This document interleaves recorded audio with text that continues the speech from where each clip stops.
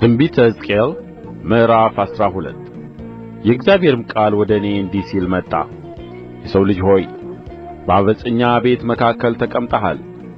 ያዩ ዘንድ ዓይን አላቸው፣ እነርሱም አያዩም፤ ይሰሙም ዘንድ ጆሮ አላቸው፣ እነርሱም አይሰሙም። እነርሱ ዓመፀኛ ቤት ናቸውና። አንተም የሰው ልጅ ሆይ የስደተኛ እክት አዘጋጅ፣ በፊታቸውም ቀን ለቀን ተማረክ። በፊታቸውም ከስፍራ ወደ ሌላ ስፍራ ተማርከህ ሂድ። እነርሱም ዓመፀኛ ቤት እንደ ሆኑ ምናልባት ያስተውሉ ይሆናል። ቀን ለቀንም በፊታቸው እክትህን እንደ ስደተኛ አክት አውጣው። በማታም ጊዜ በፊታቸው ስደተኞች እንደሚወጡ እንዲሁ ውጣ።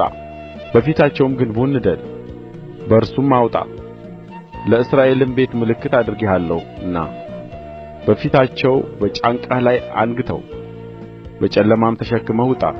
ምድሪቱንም እንዳታይ ፊትህን ሸፍን። እንዳዘዘኝም አደረግሁ። ቀን ለቀንም እክቱን እንደ ስደተኛ እክት አወጣሁ።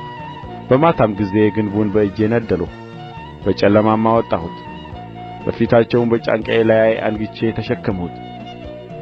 በነጋውም የእግዚአብሔር ቃል ወደ እኔ እንዲህ ሲል መጣ። የሰው ልጅ ሆይ ዓመፀኛ ቤት የእስራኤል ቤት የምታደርገው ምንድር ነው አላልሁህምን?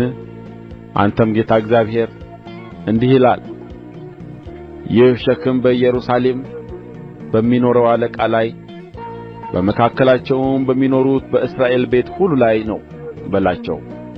ደግሞም እኔ ምልክታችሁ ነኝ። እኔ እንዳደረግሁ እንዲሁ ይደረግባቸዋል። እነርሱም በስደት ወደ ምርኮ ይሄዳሉ በል። በመካከላቸውም የሚኖረው አለቃ በጫንቃው ላይ አንግቶ በጨለማ ይወጣል። በዚያ ያወጡ ዘንድ ግንቡን ይነድላሉ። በዓይኑም ምድርን እንዳያይ ፊቱን ይሸፍናል። መረቤንም በእርሱ ላይ እዘረጋለሁ፣ በወጥመዴም ይያዛል። ወደ ከለዳውያንም ምድር ወደ ባቢሎን አመጣዋለሁ። ሆኖም አያያትም፣ በዚያም ይሞታል። ሊረዱትም በዙሪያው ያሉትን ሁሉ ጭፍሮቹንም ሁሉ ወደ ነፋሳት ሁሉ እበትናቸዋለሁ። በኋላቸውም ሰይፍ እመዝዛለሁ። በአሕዛብ መካከል በበተንኋቸው ጊዜ፣ በአገሮችም በዘራኋቸው ጊዜ እኔ እግዚአብሔር እንደ ሆንሁ ያውቃሉ።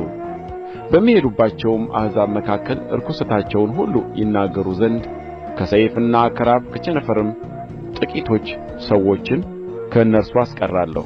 እኔም እግዚአብሔር እንደ ሆንሁ ያውቃሉ።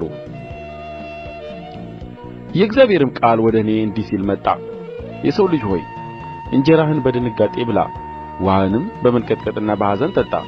ለምድሪቱም ሕዝብ ጌታ እግዚአብሔር በኢየሩሳሌም ስለሚኖሩ ስለ እስራኤል ምድር እንዲህ ይላል፣ ስለሚኖሩባት ሁሉ ግፍ ምድሪቱ ከነሞላዋ ትጠፋ ዘንድ እንጀራቸውን በችግር ይበላሉ፣ ውኃቸውንም በድንጋጤ ይጠጣሉ።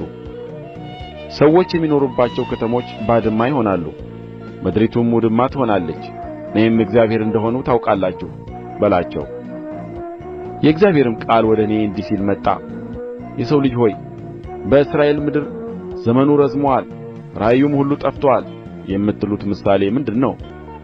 ስለዚህ እንዲህ በላቸው፣ ጌታ እግዚአብሔር እንዲህ ይላል፣ ይህን ምሳሌ አስቀረዋለሁ፣ በእስራኤልም ዘንድ ደግሞ ምሳሌ አድርገው አይናገሩትም። አንተ ግን ዘመኑና ራእዩ ሁሉ ነገር ቀርቦአል በላቸው። ከዚህም በኋላ በእስራኤል ቤት መካከል ከንቱ ራእይና ውሸተኛ ምዋርት አይሆንም። እኔ እግዚአብሔር ነኝ፣ እናገራለሁ፣ የምናገረውም ቃል ይፈጸማል፣ ደግሞም አይዘገይም። እናንተ ዓመፀኛ ቤት ሆይ በዘመናችሁ ቃሌን እናገራለሁ እፈጽመውማለሁ ይላል ጌታ እግዚአብሔር። የእግዚአብሔርም ቃል ወደ እኔ እንዲህ ሲል መጣ። የሰው ልጅ ሆይ እነሆ የእስራኤል ቤት ይህች የሚያያት ራእይ ለብዙ ዘመን ናት፣ እርሱም ለሩቅ ወራት ትንቢት ይናገራል ይላሉ።